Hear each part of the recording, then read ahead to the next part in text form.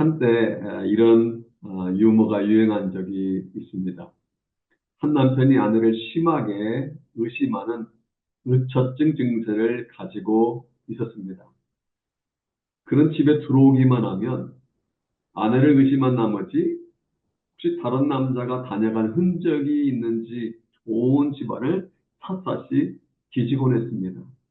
그러던 어느 날 긴 머리카락 하나를 발견합니다. 이거 어느 놈 머리카락이야? 라고 아내를 다그치다 아내가 자신의 머리카락이 아니라고 했지만 남편은 믿지를 않았습니다. 다음날 아침 남편은 짧은 머리카락 하나를 발견하자 이렇게 말합니다. 이제 군인과 사귀는군. 아내는 할 말을 잃었습니다. 그 후로 아내는 남편이 돌아오기 전까지 머리카락 하나 없이 깨끗하게 집안을 청소해 놓았습니다. 어느 날 남편은 퇴근해서 구석구석 다 뒤져도 아무것도 발견하지 못하자 아내를 이렇게 윽박지릅니다. 이제는 대머리와 사귀는군. 남편과 아내 사이에 신뢰가 깨어지면 건강한 가정을 기대하기 어렵습니다. 부부 사이 믿음이 떨어지면 아무것도 아닌 매우 조그만 것 가지고도 의심의 눈초리로 바라보게 됩니다. 그리고 배우자의 사랑을 의심하게 되면 조그만 것 가지고도 오해를 하게 됩니다. 우리 주위에 보면 서로 의심하다가 눈물 짓는 그리고 고통 가운데 불행한 삶을 살아가는 부부들이 참 많습니다. 전에는 말수가 적기 때문에 남자답다라고 생각했는데 이제는 말이 통하지 않는 답답한 남자라고 여깁니다. 전에는 귀엽게만 들리던 아내의 수다가 이제는 지긋지긋한 바가지 긁는 소리로 들립니다. 결혼 전에 느꼈던 상대방의 매력 포인트가 결혼 후에는 오히려 찌르는 가시로 변하는 경우가 많습니다. 여러분, 왜 그렇게 된다고 생각하십니까? 사람이 식어졌기 때문입니다. 상대방을 의심하기 때문입니다. 상대방을 의심하고 첫사랑을 잃어버리기 때문에 부부간의 갈등과 부부싸움이 있는 것입니다. 이것은요, 비단 부부관계에만 해당되는 말이 아닐 것입니다. 의심은 부부관계뿐만 아니라 친구관계, 직장 동료 관계, 이웃 사이 관계 등의 모든 인간관계를 깨뜨리는 무서운 흉기가 될 수가 있습니다. 주님과의 관계도 마찬가지입니다. 주님에 대한 믿음이 떨어지면 절대로 건강한 신앙생활을 할 수 없습니다. 주님을 향한 믿음이 떨어지면 조금만 응답이 늦어도 주님을 향해 원망과 불평을 쏟습니다. 주님의 사랑을 의심하게 되면 계획대로 되지 않는다고 불평을 하게 됩니다. 오늘 본문에 보면 이스라엘 백성들이 바로 그랬습니다. 오늘 저는 본문을 가지고 사랑이 의심이 될 때란 제목으로 함께 은혜를 나눌까 합니다. 보통 우리는 본문이 기록된 말라기 하면 어떤 생각이 듭니까? 뭘 하지 말라는 말인가? 말라기? 말라? 뭐뭐 하지 말라? 이런 뜻인가? 좀 낯선 것이 사실입니다.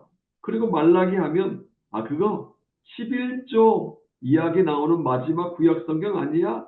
라고 단순하게 생각을 합니다.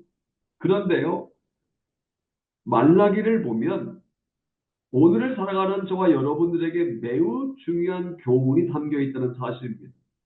우리가 알다시피 원래 이스라엘은 솔로몬 왕이 죽은 후 그 아들 르호보암 때 남과 북으로 분열이 되었습니다. 마치 우리나라가 남한과 북한으로 나뉘어진 것처럼 남쪽은 유다라고 불렀고 북쪽은 북이스라엘이라고 각각 불렀습니다. 그리고 북쪽에 있는 북이스라엘은 BC, 그러니까 주전 722년에 아수르에게 망하고 남아있는 남쪽 유다도 BC 586년 주전 586년 바벨론 제국이 각각 멸망당하고 맙니다. 남아국 유다가 멸망할 때 예루살렘 성전 안에 있는 수많은 성전 기물들이 다 빼앗겨버리고 예루살렘 성은 불타버려서 완전히 쑥대밭이 되어버리고 말았습니다. 그리고 나름 똑똑하고 쓸만한 사람은 모조리 다 포로로 끌려갔습니다. 그러다가 영원할 것 같았던 바벨론 제국이 페르시아 제국에 의해서 멸망당하면서 새로운 국면을 맞이하게 됩니다.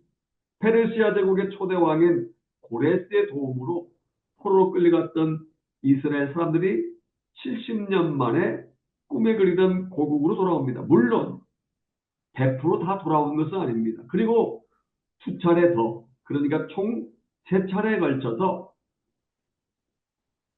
고국으로 귀환을 하게 됩니다. 말이 70년이지 아마도 바벨론으로 끌려갔던 포로들은 대부분 그곳에서 숨을 거두었을 것입니다. 그리고 그곳에 태어난 2세, 3세들이 고국으로 돌아왔을 것입니다. 예루살렘으로 돌아온 그들은 가장 먼저 70년 전 바벨론 군대에 다 불에 타버린 성전을 재건하는 일을 착수합니다. 그런데요, 성전 재건은 생각처럼 쉽지 않았습니다. 주위에 있는 사마리아 사람들의 방해도 있었고요, 음모도 있었고 여러 가지 공작들 때문에 성전 재건을 착수한 지 얼마 되지 않아 싹 중단하게 됩니다. 이로부터 15년, 몇 년이요? 15년이 흘렀을 때 학계 선지자와 스가랴 선지자가 나타나서 성전 재건을 독려합니다. 그러자 당시 지도했던 수룹바벨과 제사장 여호수아를 비롯한 온 백성들이 힘을 모아서 성전 건축에 나서게 됩니다. 그리고 BC 516년 드디어 예루살렘 성전이 재건되었고 이스라엘 백성들이 이제 곧 메시아가 오실 것이라는 하나님의 약속이 성취될 것을 굳게 믿었습니다. 그런데 웬걸 고대하던 메시아는 오시지 않고 오히려 비참한 상태가 계속되자 그들은 점점 실망을 하게 됩니다. 거기다가 영적 지도자들인 제사장들 타락이 한을 찔렀습니다. 여러분, 제사장이 누구입니까?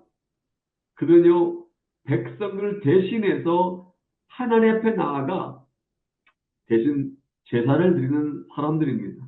그런데 6절 이하를 보면 그들은요, 말도 안 되는 짓을 벌이고 있습니다.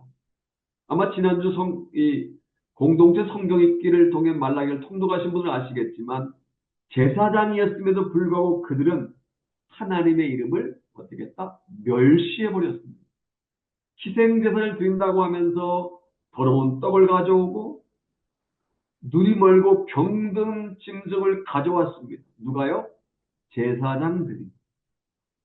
하나님의 전을 성결하게 해야 할 책임 있는 제사장들이 오히려 제단을 더럽힌 것입니다. 그들은 하나님으로부터 내 이름을 멸시하는 제사장들아라고 책망을 받았음에도 불구하고 그들은 오히려 반문합니다. 우리가 어떻게 주를 더럽게 했나이까? 우리가 어떻게 더럽게 했다고 합니까?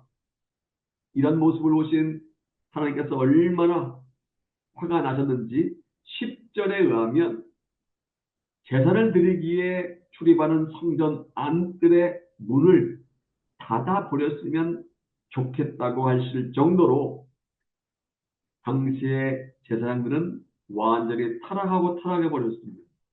여러분, 이런 배경이 이해가 되십니까? 이런 배경을 알고 말라기서를 대해야 됩니다. 이처럼 말라기의 예언은요, 이 예언이 선포될 당시 이스라엘은 위로는 제사장부터 아래 일반 백성들이 이르기까지 하나님을 경외하지 않았습니다. 심지어 하나님 멸시하기까지 했습니다. 백성들의 모범을 보여야 될 제사장들은 부패했고 이스라엘 백성들은요 더했습니다. 자신들의 아내와 이혼한 후에 이방 여인들과 재혼을 합니다. 자기 아내를 버리고 이방 여인, 우상을 섬긴 이방 여인과 다시 결혼한 것입니다. 그리고 하나님 앞에서 11조와 헌물을 소홀히 하면서 형식적인 제사를 드렸던 시대였습니다. 이게 바로 말라기 선지자가 활동하던 시대 상황입니다. 그래서 하나님은 가만히 계시지 않습니다.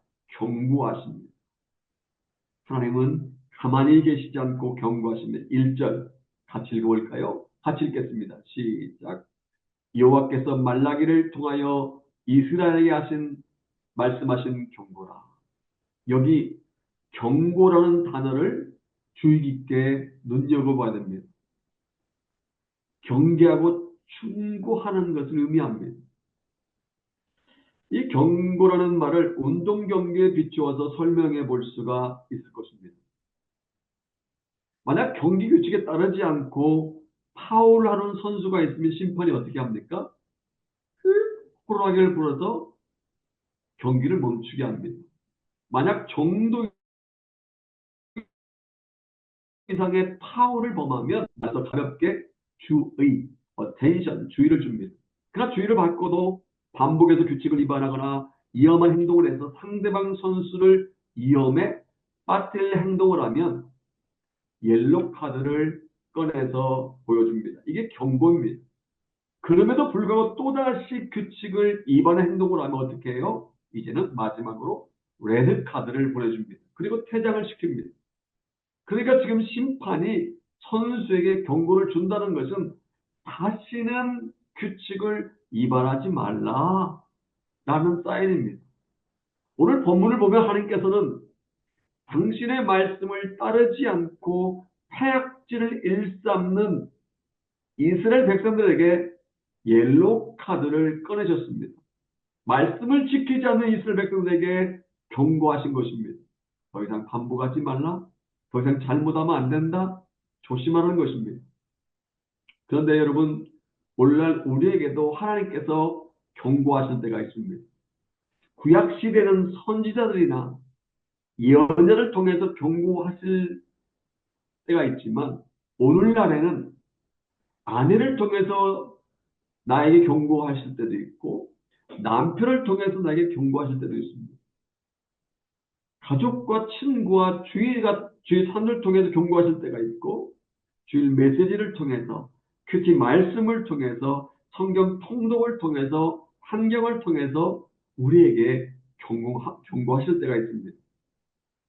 제가 전에 한번 소개한 적이 있기 때문에 기억하신 분 계실지 모르겠습니다. 제가 뉴질랜드 남섬에서 섬길 때 일입니다. 아마도 2007년 1월이었던 것 같습니다.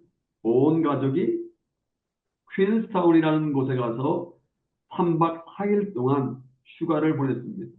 그 당시 집이 있는 크라이스트처치로 다시 돌아오는데 제한 속도가 시속 100km 구간이 끝나자마자 갑자기 시속 50km 구간으로 접어드는 것이었습니다. 여러분 생각해 보세요. 100km 막 달리다가 갑자기 50km 구간으로 접어든 겁니다. 그리고 살짝 커브길을 돌고 있는데 도로변에 경찰차가 서 있고 한 경찰이 스피드건을 저를 향해서 쏘고 있는 것이었습니다.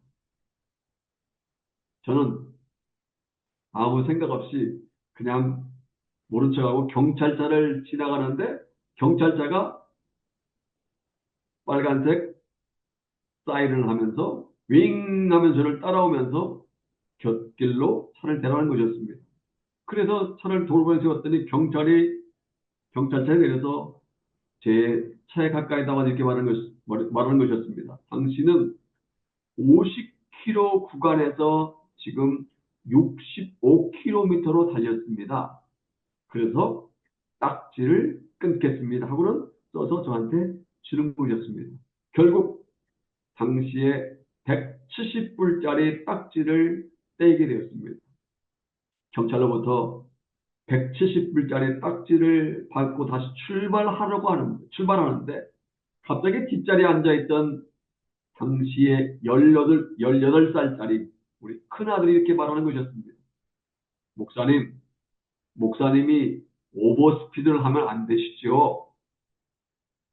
안 그래도 경찰에게 170불짜리 딱지를 떼서 기분이 매우 상해서 막 속에서 끓고 있는데 아들로부터 질타를 받으니까 갑자기 속에서 욱 하는 것이 올라오는 것이었습니다. 그래서 아들 양이 야단을 치려고 입을 열려고 하는 순간에 제 마음속에 이런 생각이 들었습니다. 조 목사, 네 아들이 잘못한 것이 아니라 네가 잘못한 거 아니니? 네가 가석을 했잖아. 아들이 가석을 한 것이 아니고 네가 가석했잖아. 너는 목사잖아. 아들들 앞에서 네가 과속한 것이 잘못이잖아. 전 아들의 말을 하나님의 경고의 사인으로 받아들였습니다. 그래, 내가 잘못했지. 아무 말도 하지 않았습니다.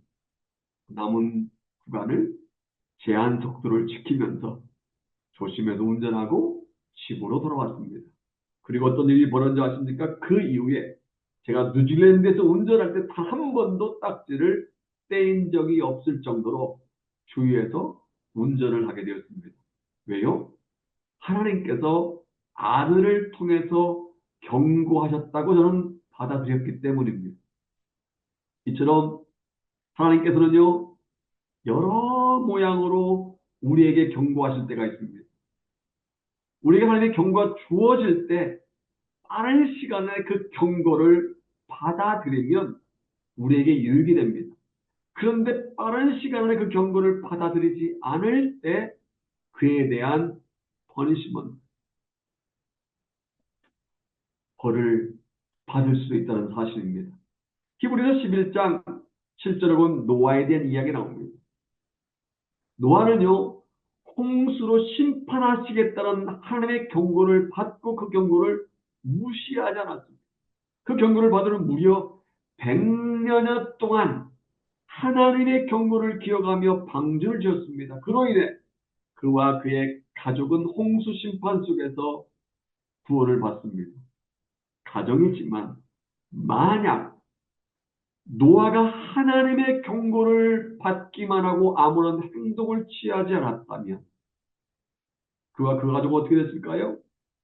홍수로 다 멸망당했을 것입니다. 그런데 그가 경고를 그대로 수용하고 경고대로 힘들지만 미쳤다는 소리를 들었지만 어려웠지만 그럼에도 불구하고 말씀하신 대로 방주를 지어서 결국 살아나게 된 것입니다. 우리가 하나님의 경고를 받을 때 하나님께 옐로카드를 꺼내실 때 즉각적으로 돌이키지 않으면요 나중에 레드카드를 받게 됩니다. 하나님 말씀을 듣지 않으면 경고를 듣지 않으면 결코 복된 삶을 살 수 없는 것입니다. 우리는 하나님의 옐로카드를 받을 때 옐로카드를 꺼내실 때 정신을 차리고 돌이켜야 할 줄로 믿습니다. 여러분 하나님의 경고를 경홀히 무시하지 마시기 바랍니다. 그리고 잘못된 자리에서 돌이키는 저와 여러분 되기를 소원합니다. 오늘 본문 1절에 말씀은 이스라엘에게 말씀하신 경고라고 되어 있는데 여기 이스라엘에게라는 이스라엘이라는 단어에 저와 여러분들의 이름을 집어넣고 다시 한번 읽어보겠습니다. 우리 한번 예를 들어서 홍길동 집사님이면 여호와께서 말라기를 통하여 홍길동에게 말씀하신 경고라 이렇게 하면 됩니다. 자, 함께 다시 읽어볼까? 시작. 여호와께서 말라기를 통하여 조상우에게 말씀하신 경고라. 하나님께서는요, 오늘 말라기 선지를 통해서 이스라엘 백성들에게 더 나아가 오늘을 살아가는 저와 여러분들에게 경고하십니다. 무슨 경고일까요? 하나님의 사랑을 의심하는 것에 대한 경고입니다. 이절을 보면 하나님과 이스라엘 백성들 질문과 대답이 실려 있습니다. 다 같이 2절 말씀 볼까요? 같이 2절 말씀 같이 읽겠습니다. 시작. 여호와께서 이르시되 내가 너희를 사랑하였노라 하나 너희의 이르기를 주께서 어떻게 우리를 사랑하셨나이까 하는도다. 하나 너희는 이르기를 주께서 어떻게 우리를 사랑하셨나이까 하는도다. 나 여호와가 말하노라 에서는 야곱이 형이 아니냐 그가 내가 야곱을 사랑하였고. 여기 주께서 어떻게 우리를 사랑하셨나이까 라는 말은 언뜻 보면 주님께서 사랑하신 방법을 묻는 것처럼 보이지만 사실은 그렇지 않습니다. 이 말은요, 단순히 궁금해서 사랑하신 방법이 어떻습니까? 라는 질문 것처럼 보이지만 그렇지 않습니다. 이스라엘 백성들의 이 말을 쉽게 이야기하기 위해서 몇 가지 예를 들어보겠습니다. 예를 들어서 당신은 허구한 날 왜 먹고 놀고 있습니까? 왜 놀고 먹습니까? 이 말을 질문으로 생각하는 사람들은 없습니다. 이 말은 왜 일을 하지 않습니까? 라는 질타입니다. 또, 땡땡아, 너는 어떻게 공부했길래 성적표가 이 모양 이 꼴이니? 라는 말을, 이건 아들이, 딸이 공부한 방법에 대한 질문이 아닙니다. 아들이, 딸이 공부하지 않는다는 책망인 것입니다. 수년 전 탄핵 전국에서 이게 나라냐라고 말을 많이들 했습니다. 이 말은 나라가 도대체 어떤 것이냐 질문이 아닙니다. 이 말은 나라가 지금 엉망진창이 되어버렸다는 한탄 섞인 말이라고 할 수 있습니다. 이스라엘 백성들이 주께서 어떻게 우리를 사랑하셨나이까? 라고 한 것은 질문이 아니라 지금 하나님께 비아냥거리고 빈정거리는 말이라고 할 수 있습니다. 이 말을 쉽게 정리하면 이렇게 표현할 수가 있습니다. 주님이 우리를 사랑하셨다고요? 무슨 말씀을 그렇게 하십니까? 만약 당신이 우리를 사랑하신다면 왜 우리가 이 모양 이 꼴로 살아야 합니까? 우리 꼴을 본 당신이 우리를 사랑하신다는 말 도무지 믿을 수가 없습니다. 우리가 어떻게 이렇게 계속해서 고통을 당하는 것을 보니 당신 우리를 사랑하지 않는 것이 분명합니다. 그런데 어떻게 우리를 사랑하셨다는 말입니까? 이런 뜻입니다. 이스라엘 백성들은요, 지금 하나님의 사랑을 의심하고 있습니다. 지금 하나님이 자기들을 사랑하고 계시지 않는다고 그들은 의심하고 있는 것입니다. 이 의심이 어디서부터 시작된지 아십니까?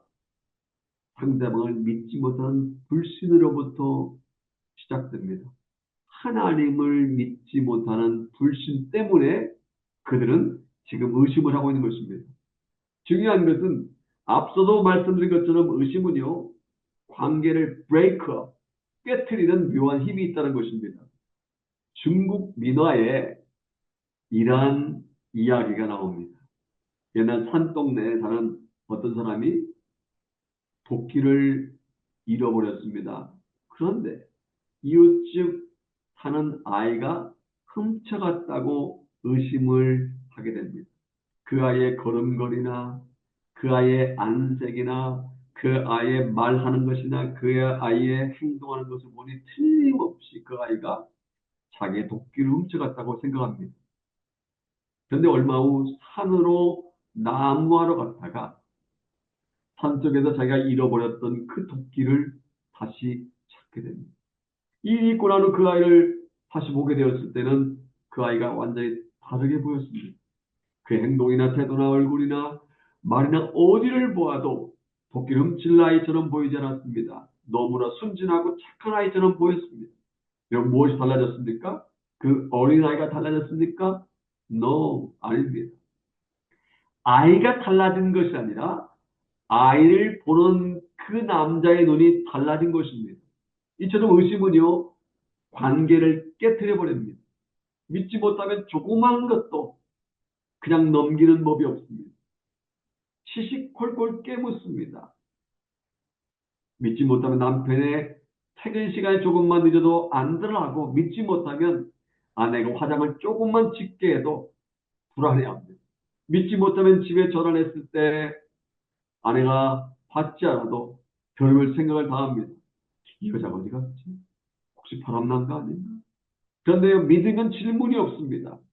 남편을 믿으면 남편이 늦게 퇴근해도 그 이유를 묻지 않습니다.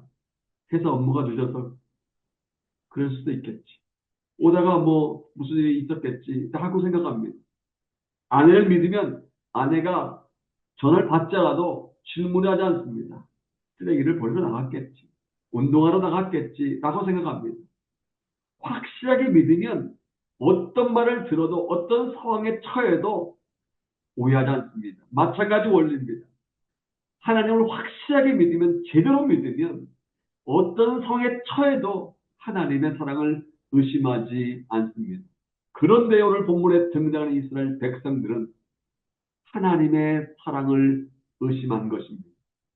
하나님께 내가 너희를 사랑하였노라 라고 하였음에도 불구하고 그는 주께서 어떻게 우리를 사랑하셨나이까라고 이렇게 비아냥거리면서 하나님의 사랑을 의심한 것입니다. 그 하나님 어떻게 하십니까?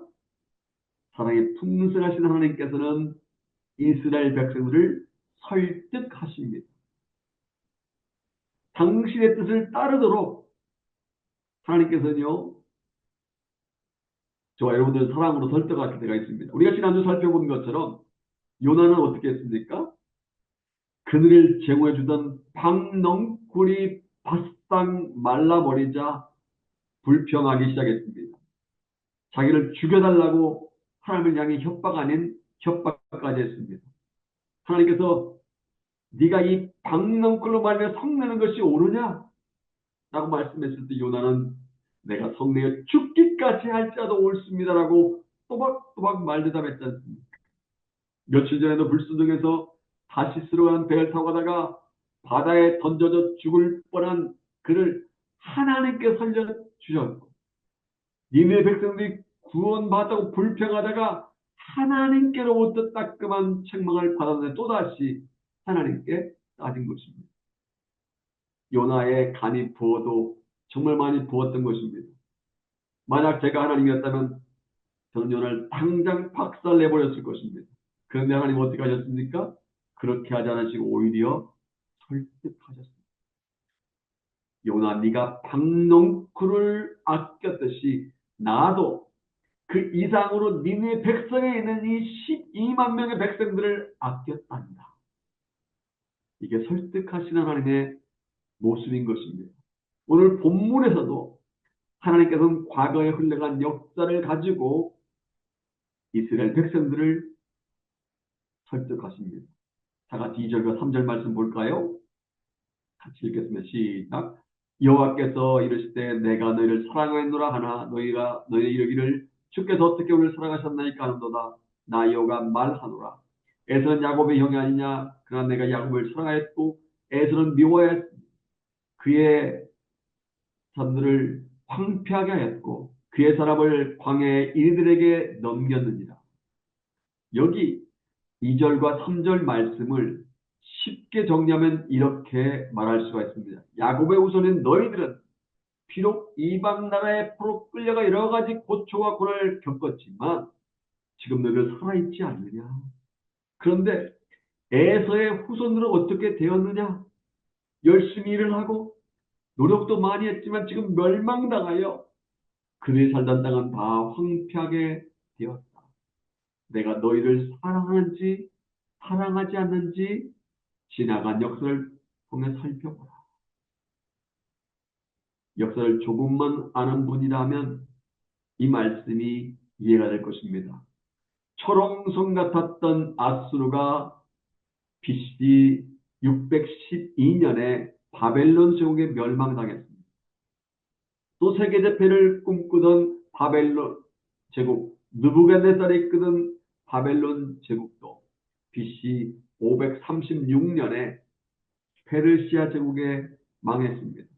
그 찬란한 문명을 자랑하던 페르시아 제국도 헬라 제국에 의해 망했습니다.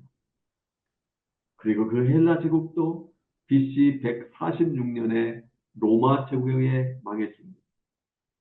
기름 로마노라는 말이 생길 정도로 세계 최강대국이었던 로마도 AD 476년 게르만 민족에 의해 무너졌습니다. 그리고 지금은 조그만 이태리로 바뀌었습니다. 이처럼 세상에는요, 영원한 강자도 없고 영원한 나라도 없습니다. 그런데 하나님께 택하신 이스라엘 백성은 어떻게 되었습니까? 망했습니까? 세상에서 사라져버렸습니까? 아닙니다. 물론 그는 고난 당할 때도 있었고 역경을 당할 때도 있었습니다. 하지만 지금은 팔레스타인 지역에서 굳건히 나라를 세우고 살고 있습니다. 2000년 동안 나라를 빼앗긴 적은 있었지만 다시 그들은 회복했습니다. 왜요? 하나님께서 도와주셨기 때문입니다. 이것은 하나님을 믿는 우리들도 마찬가지입니다. 하나님을 믿지 않는 사람들은 잘 나가는 데 반해 하나님을 믿는 우리가 어려움을 겪을 때 우리는 종종 이런 생각을 하기도 합니다. 혹시 하나님이 나를 버리신 것은 아닐까? 이웃에 살고 있는 불신자들은 손대는 것마다 잘 되는데 그들이 가장 행복한 것 같은데 하나님을 믿는 우리 가정이 혼란이 닥칠 때 이런 생각이 들 때가 있습니다. 하나님 우리 가정을 사랑하지 않는 것 아닐까? 하나님의 사랑을 의심할 때가 있습니다. 그 한 가지 기억해야 할 말씀이 있습니다. 로마서 8장 28절 말씀입니다. 롬 8, 28. 함께 읽겠습니다. 시작. 우리가 알거니와 하나님을 선한 자 곧 그 뜻대로 부르심을 입은 자들에게는 모든 것이 합력하여 선을 이루느니라. 할렐루야. 물론 지금 우리가 지금 취해달라고 기도하는 하나님은 아직이라고 말씀하시면서 침묵하실 때가 있습니다. 우리가 지금 도와달라고 하지만 안타깝게도 주님은 아직이라고 말씀하시면서 기다리실 때도 있습니다. 그럼에도 불구하고 하나님 우리를 포기하신 것이 아닙니다. 하나님이 우리를 사랑하지 않으시는 것이 아닙니다. 창세기에 보면 하나님께서 아브라함에게 아들을 주시겠다고 약속했지만 곧바로 주시지 않으셨습니다. 무려 25년이란 세월이 지난 후에 약속하신 아들 이삭을 주셨습니다. 요한복음 1장에 보면 주님은 사랑하는 나사로가 죽게 되었다는 소식을 들었음에도 불구하고 즉시 가시지 않고 이틀을 더 지체하였습니다. 그리고 나사로가 죽고 장사 지낸 후 나흘이 되었을 때 그제서 뒤늦게 오셨습니다. 그 이유가 무엇입니까? 죽은 나사로를 통해 하나님의 영광을 드러내기 위해서였습니다. 이처럼 하나님께서 때때로요 우리를 기다리게 하십니다. 때때로 내가 주님께 요청한 시간과 주님께 내게 오시는 시간이 차이가 날 수 있습니다. 우리는 지금 도와주세요 라고 요청하지만 안타깝게도 주님은 아직 때가 아니야 라고 말씀하실 때가 있습니다. 그럼에도 불구하고 우리는 실망하지 말아야 합니다. 이사야 30장 18절에 보면 매우 중요한 말씀을 하십니다. 그러나 여호와께서 기다리시나니 이는 너희에게 은혜를 베풀려 하심이요. 무엇 때문에 여호와께 기다리신다고요? 우리에게 은혜를 베풀기 위해서 기다리신답니다.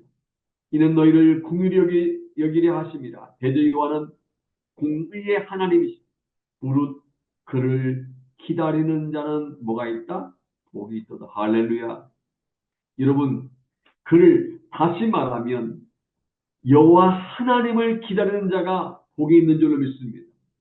하나님이 역사하실 때를 인내하며 끝까지 기다리는 자가 하나님의 역사를 체험할 수 있는 줄로 믿습니다. 하나님은 한 번 사랑한 당신의 백성들을 포기하지 않으십니다. 사랑을 멈추지 않으십니다. 사랑하는 하모니가 여러분, 이제 한 이야기를 소개하고 말씀을 뵙겠습니다. 제가 과거 평신도 시절 낚시를 자주 다닌 적이 있다고 말씀드린 적이 있습니다. 낚시 미쳤다고 말씀드렸습니다. 한 번은 시드니에서 북쪽으로 2시간가량 떨어진 뉴캐슬이라는 곳으로 낚시를 갔습니다. 그리고 엄청나게 큰 갈치를 잡았습니다. 언뜻 보니까 뭐 제 키보다 더 크게 보였습니다. 근데 가만히 보니까 꼬리가 약 50cm 정도로 짝뚝 잘려져 있었습니다. 제가 당시 갈치 낚시에 미쳐서 수십 마리가 아니에요. 수백 마리 갈치를 잡았습니다. 냉장고에 들어가지 못할 정도, 냉동고에 들어가지 못할 정도로 정말 많이 잡았습니다. 그런데 꼬리가 잘려나간 갈치는 그때 처음이었습니다. 다른 고기에 물려서 잘려나간 것인지 아니면 어느 낚시꾼에 의해서 꼬리가 끌었다가 탈출한 갈치인지 알 수는 없지만 아무튼지 이쁘고 가늘고 긴 꼬리가 아니라 꼬리가 짝뚝 잘라져 나간 갈치를 낚은 것입니다. 하지만 그 갈치를 가지고 간 큰 플라스틱통에 집어 넣으려다가 이게 발버둥 치면서 실수를 해서 놓쳐버리고 말았습니다. 그 갈치는 바닷물 속으로 요요히 사라져 버렸습니다. 그런데 놀라운 일이 생겼습니다. 2분이 지난 후에 다시 갈치를 아까 올렸다가 깜짝 놀랐습니다. 왜 그런지 아십니까? 2분 전에 놓쳐버린 그 꼬리가 잘려나간 그 갈치였기 때문입니다. 물론 그 갈치에 이름이 쓰여져 있지 않지만 반듯하게 잘려나간 것을 보니까 제가 2분 전에 놓쳐버린 그 갈치가 틀림이 없었습니다. 전 그 갈치를 보면서 물고기의 기억력이 0.5초라는 말이 실감이 났습니다. 아마 우리 인간들 같으면 0.5초 전에 미끼를 물었다가 낚시바늘에 걸렸다면 다른 곳으로 도망을 쳤든지 도망을 치지 않는 똑같은 미끼를 물지는 않았을 것입니다. 그런데 그 갈치란 놈은 그것을 기억하지 못하고 2분여 만에 또다시 동일한 정어리 미끼를 문 것입니다. 저는 그때 그 갈치를 보면서 한 가지 묵상을 했습니다. 이름하여 낚시 묵상, 갈치 묵상입니다. 사랑하는 여러분, 우리가 어떻습니까? 우리의 기억력은 얼마나 될까요? 감사했던 일, 기뻐했던 일을 돌아서면 까맣게 잊어버리고 있지 않습니까? 하나님께서 우리에게 행하신 선한 일들을 모두 잊어버리고 그저 불평과 원망하는 마음으로 하나님을 대하고 있지는 않습니까? 우리가 하나님 믿게 되었을 때 그 감격, 그 가슴 벅찬 기억들을 아주 먼 옛날 이야기 속에 나온 전설로만 남아있고 우리 가슴 속에 흔적조차 남아있지 않는 것은 아닙니까? 혹시 그 물고기처럼 그 갈치처럼 우리에게 베풀어진 하나님의 은혜를 망각한 채 하나님의 사랑을 망각한 채 살아가고 있지는 않습니까? 요한복음 13장 1절에 보면 세상에 있는 자기 사람들을 사랑하시되 끝까지 사랑하시니라 라고 말씀하고 있습니다. 그렇습니다. 주님께서 당신의 사람들을 저와 여러분들을 사랑하시되 끝까지 사랑하신 줄로 믿습니다. 여기 끝까지라는 말이 중요합니다. 어느 한때 temporary가 아닙니다. 시간의 끝까지 forever 영원토록 변함없이 라는 의미입니다. 주님은요 변하는 우리와 달리 변하지 않으십니다. 하나님께서는 과거 2000년 전 예수님을 십자가에 죽게 하심으로 우리를 딱 한 번 사랑하고 끝낸 것이 아닙니다. 하나님께서 2000년 전이나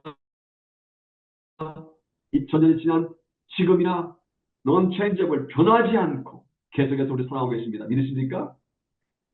하나님의 사랑은 과거에 뿐만 아니라 현재에도 계속 진행되고 있고 그리고 앞으로도 계속 실현될 것입니다. 로마서 8장 38절과 39절 매우 중요한 말씀입니다. 다른 어떤 피조물이라도 우리를 우리 주 그리스도 예수 안에 있는 하나님의 사랑에서 끊을 수 있다 없다. 끊을 수 없으리라. 할렐루야. 하나님의 사랑은 결코 끊어지지 않습니다. 어느 누구도 하나님의 사랑을 끊을 수가 없습니다. 우리가 무슨 일을 당해도 어떤 고난과 어떤 시련 가운데 빠져도 어떤 위험한 일을 만나도 우리가 당당할 수 있는 이유는 바로 우리에 대한 하나님의 사랑이 끊어지지 않기 때문입니다.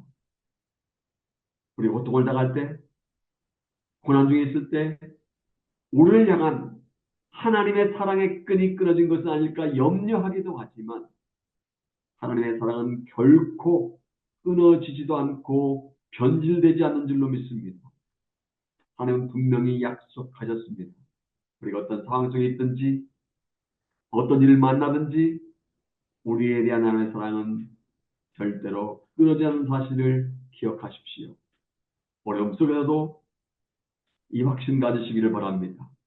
세상의 사랑과 달리 우리 하나님의 사랑은 어제나 오늘이나 영원토록 변치 않는 믿음을 가지시기를 주님의 이름으로 축복합니다. 아멘.